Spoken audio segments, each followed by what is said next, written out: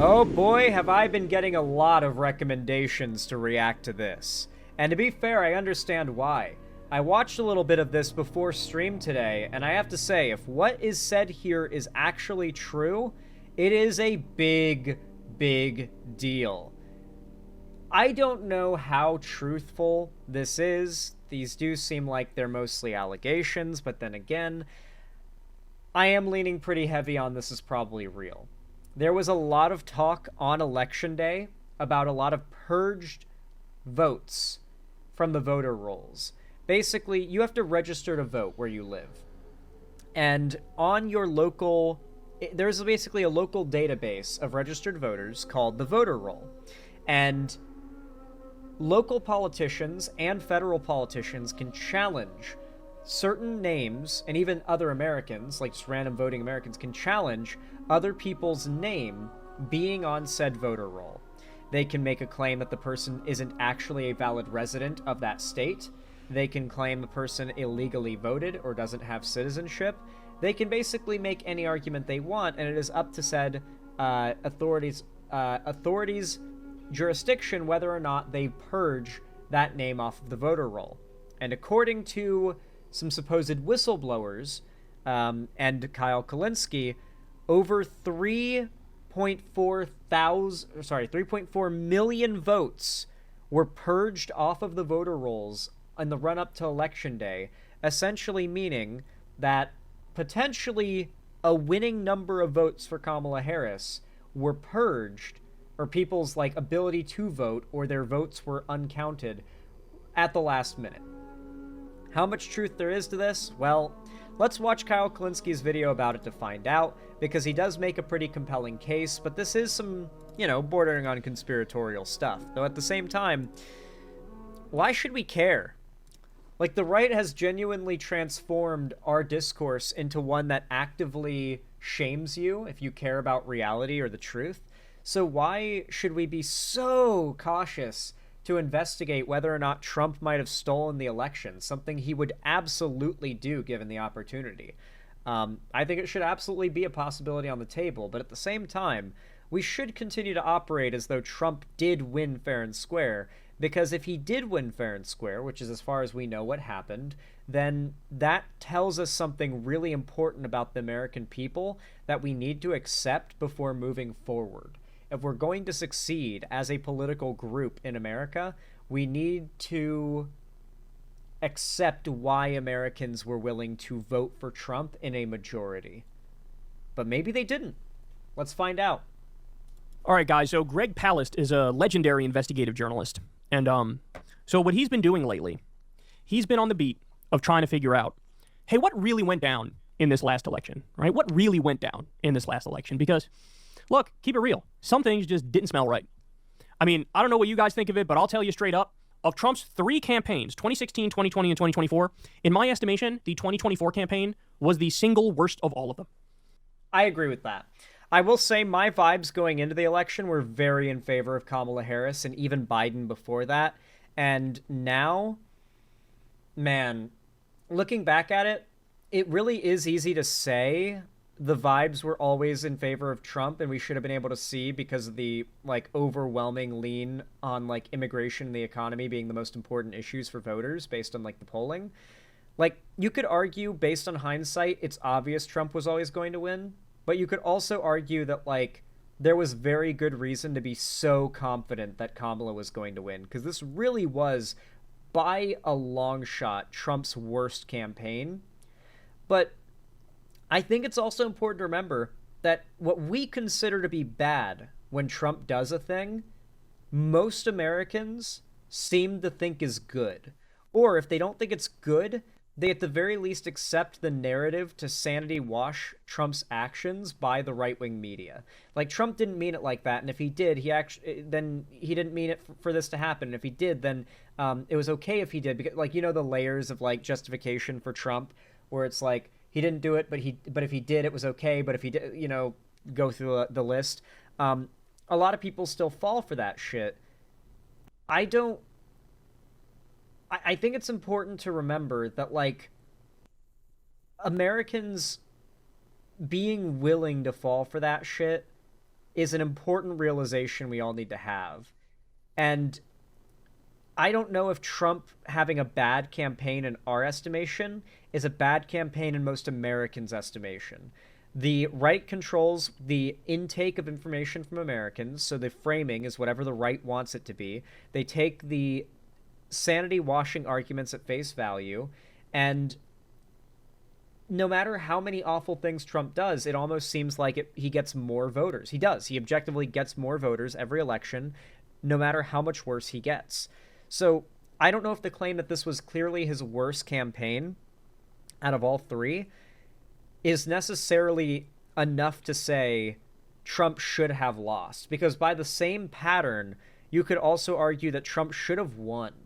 Then again, though, Trump lost in his last campaign, which is the second worst. So it could suggest that maybe Trump did cheat. We'll have to watch. Trump did not gain voters, but Kamala lost voters. Trump gained a very marginal amount of voters, but yes, Kamala lost a substantial amount of voters. But you got to remember that is also impacted by the fact that Biden got so many voters. Because people compare Kamala's performance to Biden's and then act like Biden's performance was like low or average. Biden's performance was record-breaking. Biden got the most votes any winning president, or any president, period, has ever gotten. No candidate has gotten anywhere near as many votes as Biden got. Neither did Trump. So, yes, Kamala lost a lot of votes compared to Biden, but I think a better comparison would probably be Hillary and Obama, because Biden was a special case of absurd voter turnout. And a lot of people forget this because we have to all pretend that, like, Biden sucked and no one liked him. And part of that is, like, making ourselves forget that no president or candidate has ever gotten as many votes as he did. So I don't think comparing Kamala's performance to Biden's performance is necessarily fair. Biden's performance is uncomparable to anyone's. No one has done as well as him. I mean, we're talking about he mimicked fellatio on a microphone on stage a couple days before the election. You remember that? He lied about, they're eating the cats, they're eating the dogs, they're eating the pets. He was threatening to... But you could doubly argue that these things polarized Americans more in his favor when the media covered it in a way that many Americans might just see as sensationalist. Like, bro, all he said was they were eating the dogs. God, this is Trump derangement syndrome. Man, the Republicans are really right. The media just has it out for Trump. Like, that is how a lot of Americans react when they see the media talking about the horrible things Trump does. Like, man, the media really has it out for Trump. The Republicans are right. Just, that's how Americans think. To deport legal immigrants. He made some joke about, like, physically assaulting and fighting Kamala Harris. He was talking about Arnold Palmer's cock. The list of shit that happened, that was just like, okay, this is weird, but I mean that in the worst possible way. It was endless. Now, at the same time, Kamala came out of the gates hot. People don't remember that early period where she had a little honeymoon phase there. She came out hot. They were calling Republicans weird, and it was popping off. They were talking about J.D. Vance having sex with couches, spreading the meme far and wide. They were talking about $6,000 child tax credit, banning price gouging by grocery stores, cracking down on medical debt. Sadly, $6,000 child tax credit was not as popular of a talking point as we might remember it. Like, now we think back and we're like, man, what we could have had. But at the time, as much as Kamala Harris said it, most Americans could not, even the ones voting for Kamala Harris, couldn't name one of Kamala Harris's policies. And that was a big problem. Kamala Harris had amazing policies. Biden had amazing policies. And I could list dozens of them off the fucking dome. But most Americans couldn't name one off the dome. And that's concerning. Because even if you're voting for Kamala Harris, you're voting for her because she's not Trump. Most of even her own voters didn't know what she stood for, no matter how much she said it. The media just wasn't giving the platform where it needed to go, or at least most Americans weren't getting their news from the platforms that were talking about what she stood for. And so what Kamala stood for was the antithesis of Trump. And I don't think enough people were necessarily motivated to just get the antithesis of Trump elected, you know? That for a hot minute, they were all in, and it was feeling like, oh, we're on to something here, right?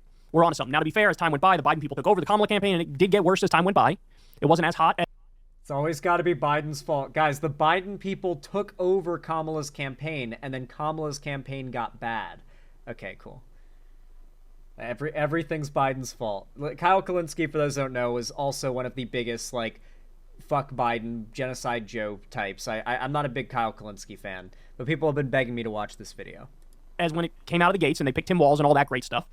But then election night happened, and it was seemingly over very quickly. Trump won every swing state. He won the popular vote by 1.4 percentage points. But Greg Palast has been diving into the numbers here, and he's like, okay, let's see what actually went on. Let's go to these states. Let's get some public records, some documents. Let's sort through the paperwork. Let's get to the bottom of this.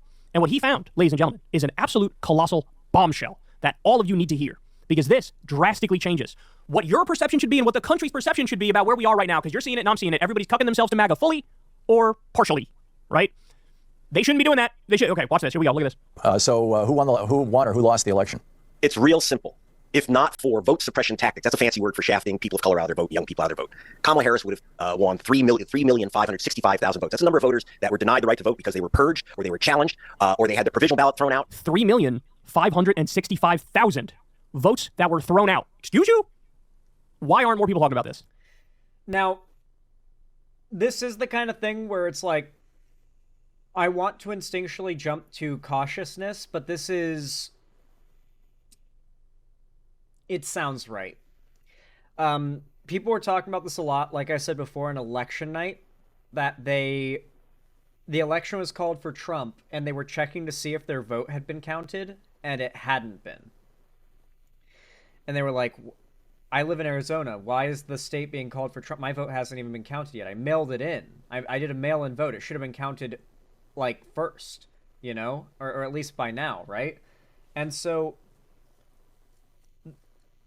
he's going to get into it, but the fact that we know how many people had their votes purged off the voter rolls, and this number is accurate, apparently. So what he uses to substantiate that those votes were for Kamala Harris, I'm not sure if those stats are accurate, but if they are accurate, then I can't help but agree with the claim of the video that this was a stolen election. And you'll find out how. Why is this not a much, much, much bigger deal? And by the way, this is the difference, right, between the right and the left. Republicans genuinely and sincerely lose the election in 2020. Wasn't even close. Biden won by what, 3.5 percentage points or something like that? Millions and millions, 7 million votes, whatever it was a lot. Trump, from day one, wrong, I won, I got it, everybody knows I got it, they're lying, they're cheating, here's some fake stories that I found that I'll say as if they're real. It wasn't just that. It was in advance. If Trump saying if he loses, then the election has to have been rigged. People make excuses for how he doesn't really mean that because of the implications of that rhetoric, that he wouldn't be willing to do a peaceful transfer of power if, like, he doesn't accept the election results if he loses, basically meaning, like, either I win or I don't accept the results unless I will not transfer power. He had to, his team was, like, saying, no, he didn't mean that, he's just exaggerating, he's just saying, like, a fair election must go to him because he thinks he will win the people, you know, like sanity washing what he said. And the next day, once he finds out he's lost, he is repeating the same sentiment that he won, the election was stolen, no fair election could have resulted in him losing. And so it wasn't just that he immediately out of the gate was saying the election was stolen. It was that he preempted it by saying if he loses, it was stolen. And all the Republicans, yes, sir, they go right along and they start doing it. Here we have a story, a real investigative journalist giving you some real information about over 3.5 million votes that Kamala got that they threw out. Nobody's even talking about it. It's not going to make it CNN. It's not going to make it MSNBC. It's not going to make it to any Democratic politicians. Nobody in the media is going to talk about it, even in new media where we're supposed to tell you. I have looked around for this, and it is pretty hard to find anything or anyone of, like not a Medium article talking about this, which on one hand lends me to be more cautious about accepting this as real.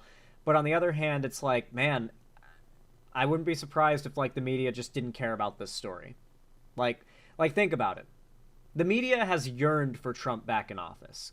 Like, does anyone here disagree with that? Like, left-wing media, progressive media, like, even your people like Vosh and Hassan have yearned for Trump back in office. Because I'll tell you, objectively, as a progressive content creator who's an independent media creator, business is better for people in this left-wing line of work when everyone is scared of what the Republicans in power are doing. Biden's presidency resulted in a massive drop for mainstream and alternative left-wing media. Biden's 4 years was a rough, dry spell of sorts. You didn't have a lot of Republicans that were like in federal office fucking shit up besides Trump's appointed Supreme Court, right? That was really all there was to work with. And so if you want to actually see this directly shown in numbers, CNN ratings, first 100 days Biden in office. I actually did a segment about this when this article... Oh, here's a Pew Research Center article about coverage of Biden. At the 100-day mark, coverage of Biden has been slightly more negative than positive, varied greatly by outlet type. About 2/3 of news coverage dealt with Biden's policy agenda, while about 3/4 of early Trump coverage was framed around leadership skills. And then, of course, we see the ratings. Oh my God, a drop of 40% for CNN in the first 100 days. A drop of 36% for MSNBC in the first 100 days. A drop of 22% for Fox News in the first 100 days. Every media outlet across the board in the first 100 days experienced like a substantial fraction of their viewership tank when Biden took office, and that was only in the first 100 days. Politics was seen as boring again when Trump left office. For all of these figures, all these creators, all these like media outlets, Trump being back in office is something to fight against performatively. The fighting against Trump's presidency is what gets them views and gets them ratings, but they wanted Trump to be there to be fighting with, I think. I think this is particularly evident in the fact that they were so rough on Biden and gave Trump the pass on a lot of things. A good example is age. Guys, no one can ever tell me the media was not like actively psyoping everyone with the Biden and Trump age thing. Like, Trump is talking about how Revolutionary War soldiers stormed the British airports and mumbling on stage, and he's like 6 years younger than Biden. Meanwhile, 5 years younger than Biden, I think. Meanwhile, Biden is doing a great job as president, but he stutters every once in a while, and so the narrative is that he is too old to lead. And meanwhile, Trump is in no way harmed at all by the narrative or perception that he's too old, because no media is playing into the narrative that Trump is too old. It was a blatant bias and a blatant grab to find something to create 24-hour wall-to-wall news coverage about the guy over. And so I think that a lot of these news outlets want Trump to be back in power, and the last thing they want to do is bring attention to the fact that Trump might not have won fair and square. Tell you the truth, right? Turns out we got a lot of fake new media around us. Turns out we got a lot of fake independent media. They're new corporate media, and nobody's going to tell you this. Let me give you some of the numbers. The reason I'm giving you numbers, and I've waited so long to make this report, is that I have to get the numbers from the government agencies, particularly something we call the Elections Assistance Commission. So people don't realize I used to be a professor of statistics. I was a forensic economist. This is my specialty, the numbers, which I usually did for attorneys general I'm very eager to hear about all that. And the U.S. Department of Justice and other government agencies. And so these are calculations I would do, and I have done for federal courts. So we had, are you ready for this? According to the Elections Assistance Commission, the official numbers, we had 4,776,706 voters purged from the voter rolls wrongly. And I'm not making this up. I had the guys from that work with Microsoft and Amazon go through every single purge name in 2 states, Georgia and Wisconsin. 4.7 million votes were purged wrongly. 4.7 million votes. Guys, we've gone through this. Go if you haven't watched the segment that I did, I believe it was the week after the election or 2 weeks after the election, where we talk about the election rigged conspiracy theories. Go watch that segment right now. And Greg Palast is in that segment too, and he breaks down for you how they purge the votes, how they purge them. Apparently, it's the first time ever a citizen can object to another citizen voting, and then that leads to the vote being pulled, and then you have to fill out a provisional ballot, and the provisional ballot doesn't get counted. Right? He explains all of that. He explains, you guys all know about the voting list that get purged. The voter rolls get purged, where they pull all these different, we think this person's dead, we think this person moved, and they pull, but they do it wrongly all the time, and they do it predominantly in poor areas, working class areas, where minority communities live. This is what they do. This is what they do. We took those 2 states. And we found, for example, in Georgia, that 198,000 voters, we actually have their names and addresses, were wrongly removed from the voter rolls. And you'll be shocked, overwhelmingly, voters of color. In Wisconsin, almost every voter removed by the purge was either a black voter in Milwaukee or a student in Madison. We had this brand new... So the idea of like Elon Musk using Starlink to hack voting machines, or like what people thought Russiagate was, which is like Russia hacking voting machines, that is not possible. Like, you cannot steal an election that way, because fucking with the election results by hacking into the machines is just not possible. Like, there's so many safeguards, so many layers of human, like, checks and verifications, and then on top of all of that, the voting machines are not connected to the internet, or nor do they even have the hardware within them to make them able to connect to the internet, right? Like it's like having like an 80s old like 80s like a floppy disk computer and being like, okay, aren't you worried about people connecting to it through the Wi-Fi and like hacking into it? No, no, no, I'm not. My 80s floppy disk computer cannot connect to Wi-Fi, and no one can hack into it through said non-existent it can't receive Wi-Fi. It could not receive a signal.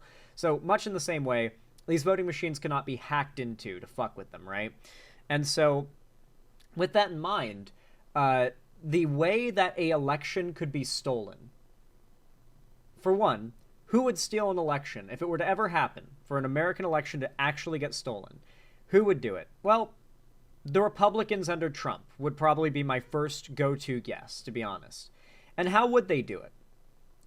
Look at how they've tried to do it in the past, and it seems a lot like this. A really good example is voter ID. I believe it was South Carolina tried to push forward voter ID law that essentially eliminated a load of existing valid forms of identification as valid forms of identification and required a certain new set of identification to be shown in order to gain access to vote. Now, voter ID is a really popular method of voter suppression because most Americans hear about voter ID and it sounds super good and reasonable to them. Because why shouldn't you require an ID to vote? It just sounds more secure, right? Our system for verifying your identity when you vote is already very secure. It's how people get arrested for casting false ballots, such as literally recently a Republican, like, congressman, I think, like a few years ago did. But there are ways to figure out if someone is falsely casting ballots. We can figure this out. We do check and go through this stuff. However, one of the ways that a election could be stolen would be through mandating that you show an ID that a certain group of people would be very unlikely to have. And that's what South Carolina did. In fact, this came before the Supreme Court, before Trump appointed a majority of the justices to the point where, you know, they're all majority red. Back when the Supreme Court was more balanced, they saw this potential law that was coming out of South Carolina, and they investigated it. And their conclusion was, and this was their wording, that the voter ID law in South Carolina was surgically targeted at the forms of identification used by black and brown people. So what the local legislature of South Carolina did was they investigated what forms of ID black and brown people used most frequently. They decided they were going to write up a law that no longer makes that form of ID valid and would instead require a form of ID that has been found to be harder to acquire, would generally require you to take time off work, have someone to watch your kids, that kind of thing, if you're going to go out and get that ID set up. Basically helping to guarantee as few, if you know the statistics of like racial breakdown with like economic like income and stability, then it would basically guarantee as many black and brown people as possible would not be able to even acquire the form of ID needed for their vote to be accepted. They tried this in South Carolina, and the Supreme Court shot it down. So when I think back to these voter ID laws, which are always specifically designed to negate the vote of black and brown people as a, like, shortcut to eliminating a large swath of Democrat votes to help themselves get into office, when I look at gerrymandering, a practice that specifically shapes districts for voting around populations of people in order to minimize the representation of certain racial groups, such as to guarantee the success of Republicans taking office. We all know about the gerrymandering shit. So when you consider all these things and the ways in which the Republicans have tried to steal elections openly, because these are election stealing attempts, right? Like, they are just public attempts to take away people's valid right to vote. and to convince people that this is a good thing as they're doing it. You know, like this is something they've always done. It's not a conspiracy. Voter ID laws, the Supreme Court literally said that it was just them trying to keep black people from voting. So hearing this, that the Republicans' method to steal the election was to surgically target black and brown areas and to challenge those voting registrations on the voter rolls, and they succeeded at doing so because that is an existing working process. It happened, and now the claim is that millions of black and brown people mostly had their votes canceled and never counted, and that's why Trump won. When that is the claim, with all that context in mind, sounds kind of real, right? Like it kind of sounds like this could totally fucking have been what happened, because this is just literally the next logical step for Republicans to take after all those previously failed attempts they've openly made to try and steal elections via the disenfranchisement of black and brown voters. I'm just saying. Business this year. This brand new business this year of vigilante voter challenges. We talked about that on the air, where for the first time... This is what I just mentioned. And he's got a whole thing on this. You guys should check it out. Greg Palast talks about this in detail. Very first time, an individual voter like Greg Palast can say Tom Hartman does not live in Portland. He shouldn't be allowed to vote. This is new. A third of 317,000 voters were challenged by the beginning of August. NAACP said it was over 200,000 just Georgia alone by Election Day. We had 2.12 million mail-in ballots rejected. And that one... 2.12 million mail-in ballots rejected. That's the other thing. They have all these tricks that they use, the Republicans have. One of the things they do... Mail-in ballots, too, are a completely separate factor here than the purged voter rolls, by the way. Over 2 million mail-in ballots were supposedly rejected. Remember, mail-in ballots leaned like 80% in favor of Kamala Harris. Is they'll make it so that they're absolute form Nazis, where they go, hey, you know, the date is a little illegible, throw it out, right? Or you didn't put the date, throw it out. Or you don't have your middle initial, you need to put your middle initial. Or you don't have your middle name, you need to put your middle name. Or you do have your middle name, you actually weren't supposed to put your middle name. They find ways. They find ways to throw it out if they want to throw it out. And they do it predominantly in the Democratic areas. That's what happens. Mean anything. If we're random, it's not random time. Do not make a mistake on your, vote form. When you're filling out your form, when you're voting, do not make mistakes. Follow the instructions to a T. Like your grade depends on it, and you're back to taking a test in high school or something, okay? Because yes, that is how they do it. They skim through these votes. They find anything they can. And a very common one is, let's say that you just go in and you're just voting. You know, you're going in, gonna vote, spend 10 minutes voting, and get out and go on with your day. You're just somewhat interested in politics, and you're hoping to vote for Kamala Harris because fuck that Trump guy. If you made a mistake when signing your name, when filling out your info, anything, that could be interpreted as this is not a validly filled ballot, then they can purge that vote from being counted. They can challenge it. And they did this for months and months. That we know that they were doing this. They were purging voter rolls. We know voter rolls were purged of mostly Democrat voters. We know that played a factor. The question has been, was it enough to sway the election? And this guy is claiming, and this guy's got a very reputable past. Greg Palast or whatever. Like, this guy does have a reputable past. I looked the dude up, and it's like, holy shit, okay, this guy is, the real deal. So this isn't just some rando. And if what he's saying is true, and it sounds so true, then this right here is the first definitive example of a stolen election. And it's not even some crazy scheme. It's just the next natural step after gerrymandering, voter ID laws, and challenging, voter rolls. It's just taking advantage of existing systems to disenfranchise demographic groups that tend to vote Democrat. Non-white people. According to the state of Washington, which did a study, you're 400% more likely to have your mail-in ballot rejected if you're black than if you're white. And 400% more likely to have your mail-in ballot rejected if you're black than if you're white. 400%. Washington state has the least voter suppression of any state in the union. When the Republicans want to eliminate votes, they target them based on race. So reliably do black and brown people vote Democrat that historically Republicans just try to keep those groups from voting as their go-to method for winning elections, because those entire demographics are so reliably they vote for the Dems. If you're not white, you're probably voting for the Dems. And so it is the prerogative of Republicans, racist or no, just to try and win. They want to take away non-white people's ability to vote.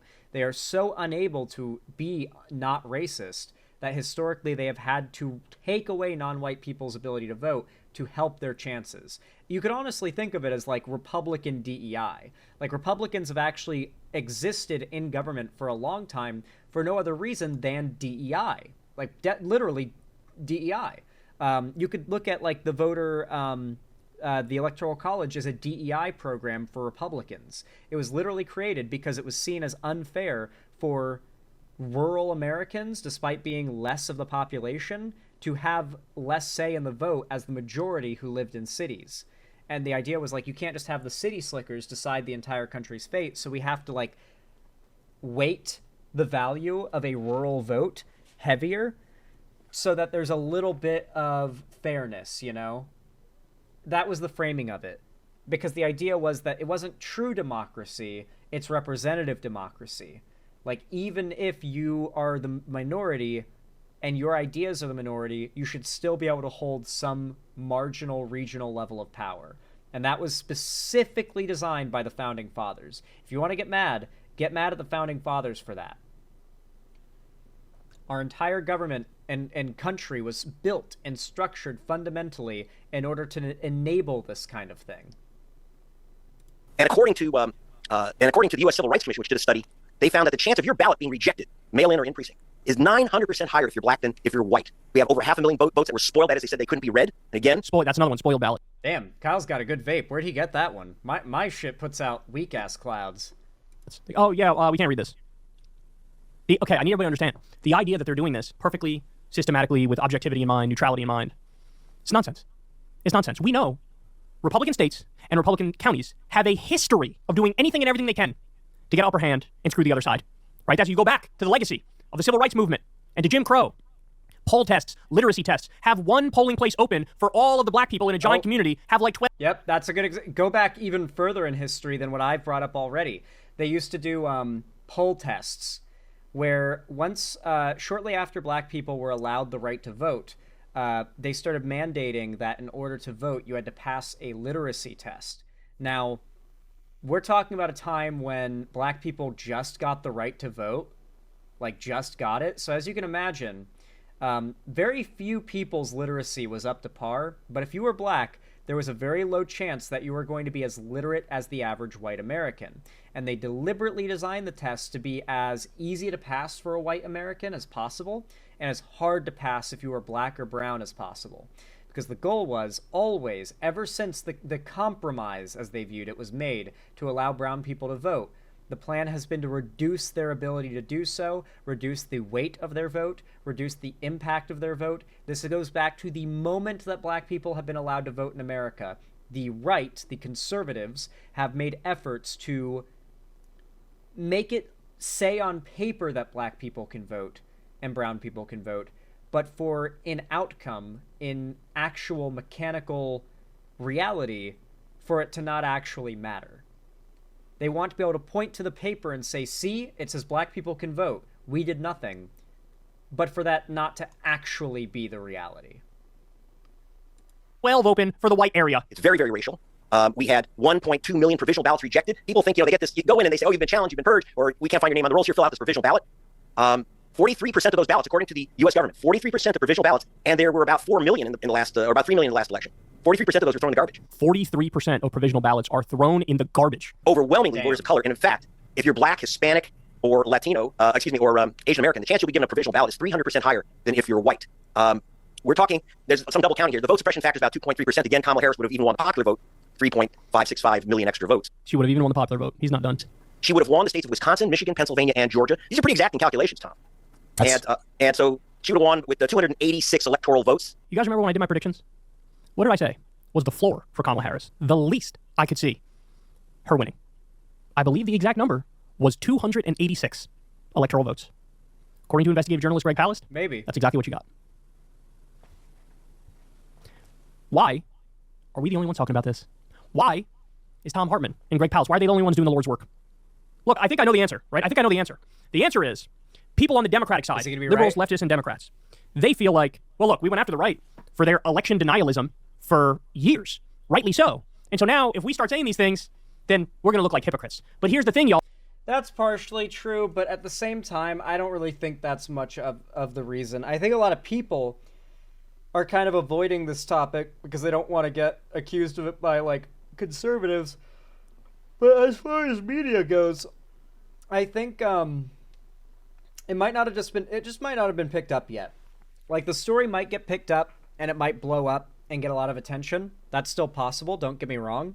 But it's also very likely, and here's what I think, that a lot of these media outlets and even media figures in the independent media space have yearned for Trump to get reelected, because now this means another 4 years of heavy traffic for them. Take it from me, as a content creator in this space, it is objectively true that Trump's presidency is going to drive up every form of viewership and engagement and everything on my channel. I know that's true of everyone else's, so it is objectively in a lot of these people's best interest for Trump to have won, at least for their careers. And it's hard knowing that to not account for that with a lot of their behavior. And so when I look at the mainstream media, and I look at a lot of alt media avoiding a story like this, sure, some people are like, I don't want to look like a conspiracy theorist like those crazy MAGA people. At the same time, I think a lot of the people who would be getting this out there are like, I don't want to shake the snow globe. I want to focus on how crazy and awful Trump is. And sure, this might be part of that, which is why I kind of wonder, like, why, if for that reason, are they not covering it? Because this would be a big story. But maybe they don't want to potentially create a big enough push to get Trump out of office, if that's even possible. It's hard to say. I lean towards maybe the story just hasn't been picked up yet. But it is, if this is true, a big fucking story. It would really sting, though, for the next 4 years to know for a fact that Trump stole the election and there's just nothing we can do about it. That would be a little extra salt in the wound. Like, anytime you brought it up or showed the evidence, Chuds were like, election denial. You know? They're already doing that, but, you know. Imagine 4 years of that. Red Scare, thank you for the $5. I really appreciate that. Says, have you ever taken one of these literacy tests? Some are available online. They are designed to be impossible to pass. Yeah. I've seen the literacy tests, but not online. I saw them in school. I think it was in, like, civics class. They talked about it, and they had in our textbook, like, a scan or something of one of them. And it really was, like, nonsense. Like, they were all trick questions, basically. Yeah. It's some weird shit. Anyway, like, the history of, like, this method of trying to steal elections is old, and so this seems like a very believable claim. They were lying about Trump winning. He didn't win. We've had 1,000 different forensic analyses, and they all came back with the same thing. Remember when they did the Arizona audit, and they thought, oh, this is going to make Trump win Arizona? Not only did Trump not win it, Biden won by more votes than we thought he won by on Election Day. Right? Yeah. Over 60 court cases thrown out. Even MAGA judges looked at their evidence and said, this isn't evidence. Get the fuck out of my courtroom. You didn't win this election. So when they said it, they were lying. They're wrong. When we talk about this, it's real. It's real. But that's always the case, isn't it? And that's why we should harp on this if this ends up being true. Because that's always been the case. We are always talking about some real important shit, and the right calls us sensationalists for talking about it or caring about it. Meanwhile, they create some culture war narrative about a made-up scenario that's just more interesting and exciting than the real issues, you know? What's more interesting if you're like some normie that hates politics? The idea that trans people are trying to, like, enter women's restrooms to harm women, and there's like this rash of men dressing as women in order to sneak into women's spaces to hurt them, or that we need to elect people who will implement policy that reduces America's carbon footprint by a certain percentage by a certain year target date. Otherwise, we're going to experience a certain amount of ice melt at our poles that's going to result in a certain amount of average global ocean elevation rise that's going to result in more severe desalinization, thus more severe storms due to temperature changes and saltiness changes in the ocean. It's going to harm, like all of that is important, really important and really real. But what is more interesting to the average normie? All of that shit I just had to explain, or dudes are dressing up as girls and going into women's bathrooms and locker rooms to rape women? What is the more interesting thing to get normies worried about? Fundamentally, when the right is unwilling to engage with reality and they can just make things up, it's like a cult, right? It's like L. Ron Hubbard and Scientology. When you're a cult leader, you can just make up whatever interesting backstory or reasoning or narrative that you want, because truth is not a concern. When you are attached to the truth, you are locked to it. You are chained to the truth. You are chained to reality. And reality is not always interesting. It's not always exciting. Sometimes it's grim and depressing. And a lot of normies would rather hear the made-up, deliberately designed to be exciting and interesting, made-up culture war narrative that right-wing pundits manufactured, rather than the realistically boring and complicated reality of our world. And so on one hand, Americans and everything I know about them leads me to believe, yeah, honestly, I shouldn't be so surprised that Trump won this. You know, Americans would elect Hitler if he promised lower gas prices. They really would.